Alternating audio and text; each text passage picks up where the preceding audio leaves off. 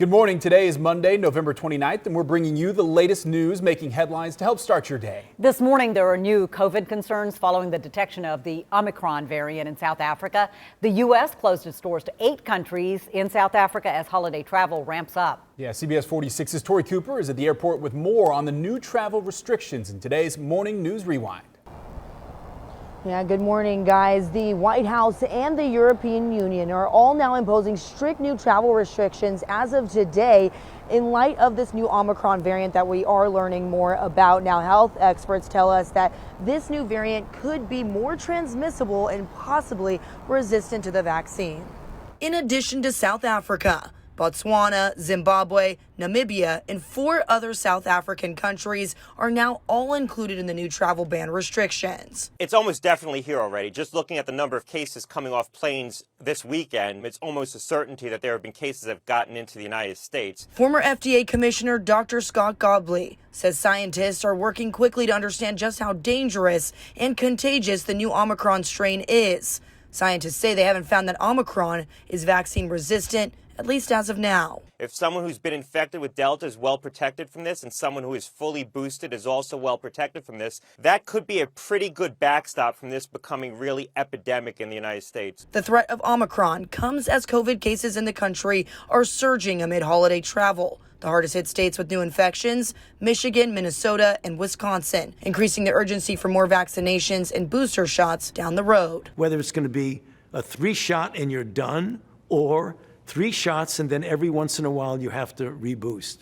We'll have to see how things roll out. Now, it's still unclear how long this new travel ban will be in place, but Moderna tells us that if they have to, they will make a new vaccine that will be ready by the beginning of next year. We will have more details from passengers who we spoke to who were touching down overnight about their concerns over this new variant straight ahead. Reporting live from Atlanta Hartsfield-Jackson International Airport, I'm Tori Cooper, CBS 46 News. All right, Tori, thank you. A Monroe County firefighter is recovering this morning after part of the roof collapsed during a fire at this fire station.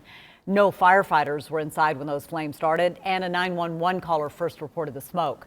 The battalion chief injured his knee while he was fighting the fire, but is expected to be okay. The state fire marshal's office right now trying to figure out how this fire started. And ROSWELL firefighters are working to learn what sparked a fire at this home last night. Firefighters say the fire spread through the first floor of the home and caused significant damage. 2 people were able to make it out of the home and were not hurt. Now at 6:05, we're keeping an eye on today with some of the other stories you need to know. Today in battle, Clayton County Sheriff Victor Hill is back in court, hoping a federal judge will dismiss a federal indictment against him. The sheriff was charged with violating the civil rights of detainees at the county jail earlier this year. Hill is accused of punishing detainees by strapping them in chairs. That's only legal as a way to prevent detainees from injuring themselves or others. The sheriff says he did not receive a fair warning that using restraint chairs could be criminal. Today, DeKalb County's watershed management crews are going to start inspecting some 75,000 water valves and fire hydrants county-wide. The department's right now trying to check the state of the county's water system by making sure some 55,000 water valves and 20,000 fire hydrants are operating. In just over 24 hours from now, polls will open so voters can decide who will become the next mayor of Atlanta. City Council President Felicia Moore and City Councilman Andre Dickens are going head-to-head. Polls open at 7 a.m. tomorrow. Today, students across Metro Atlanta are headed back to class. Atlanta Public Schools reminding students and staff masks are mandatory while indoors. Fulton County Schools is also urging parents to report any COVID cases from Thanksgiving break. Their online portal's open right now. Jews around the world have begun observing Hanukkah. In Washington, Vice President Kamala Harris's husband, Douglas Emhoff, took part in a menorah lighting for the first night. He spoke about anti-Semitism and reminded Americans that Hanukkah tells the story of commitment to faith. And in case you have been living under a rock and didn't know it, today is Cyber Monday. Yes. Right? And right now, retailers are gearing up for one of their biggest online sales of the year. Our Rebecca Schramm is live in the newsroom this morning. Rebecca, Cyber Monday has certainly evolved over the years. Yeah, it really has, Robin Gervier. I mean, think about it. Remember the days when not a lot of people had a computer at their home? Well, they would show up on the Monday after Thanksgiving and sneak in a few online purchases. Of course, now we all have a computer that we carry around in our pockets every day. So Certainly the sales are more spread out now. Still, retailers are expecting a busy day today despite the wacky economy. Total is $34.56, please. Whether you're in a gift shop, a grocery store, or putting gas in your car, chances are you're feeling inflation. The economic recovery from the COVID-19 pandemic has disrupted the supply chain, hitting businesses and shoppers. We have had to raise our prices, which we've never really done before. Some retail experts believe supply chain and shipping issues could encourage more people to shop in stores instead of online this year. And there's no easy fix. It's going to take a few months. I think in many cases it'll be well into next year before we see these things come back into balance. And that was the head of the National Retail Federation. Coming up in our next half hour, why he says consumers are feeling pretty good this holiday season, and that could translate to banner sales. We're live in the newsroom. Rebecca Schramm, CBS 46 News. And this is the man authorities say was stowed away in the landing gear of an American Airlines plane. U.S. Customs and Border Protection says the 26-year-old man survived the nearly 3-hour-long flight from Guatemala to Miami. He was taken to a local hospital for medical assistance. It's about 18 minutes after 6, and something as simple as picking out a Christmas tree means a whole lot more this year. We caught up with the family looking for that perfect tree, and it turns out they were in the Christmas spirit while being thankful at the same time. I feel like this year feels like normal again. Families are together for Thanksgiving. We're decorating together. So it feels really good to be back. Thank you, science. Thank you, vaccines. Every year, Georgia grows about 1,400 acres of Christmas trees. They're worth about $9 million.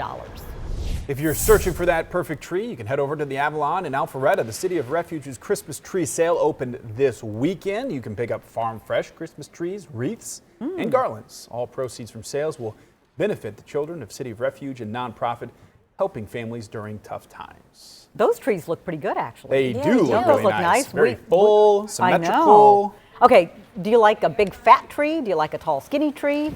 I like a big fat one. I like a well-proportioned tree. Okay. I don't know. Yeah. You know what? A Charlie Brown tree. I've never lived in a home with high ceilings, so small works for me. Okay. Fill the void, fill the space. Fill the space. Yes. I like a big fat tree. Sometimes even the ones where you can kind of see through the branches I like little bit. a little full, a lot of sap. That's my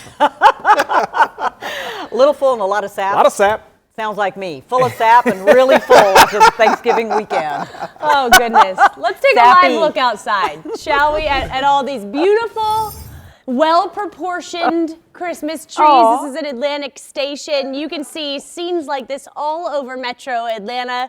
'Tis the season, right? 39 degrees, but the wind is at 17 miles per hour, so it feels like 30 degrees outside. That wind is going to be a factor through the entire day today. The breeze will be between 15 to 20 miles per hour, and with very dry air in place, that means there's a high risk for wildfires today. So do not set any fires, no burning, no campfires at all whatsoever. And that breeze is also going to blow a lot of the leaves off the trees. Going to feel like winter today. You are going to need the winter coat through the day. You can see through the majority of the day we're in the 30s and 40s. We only briefly reached the 50s this afternoon. So very cold air in place right now. But as high pressure builds in through the week, we see a major warm up.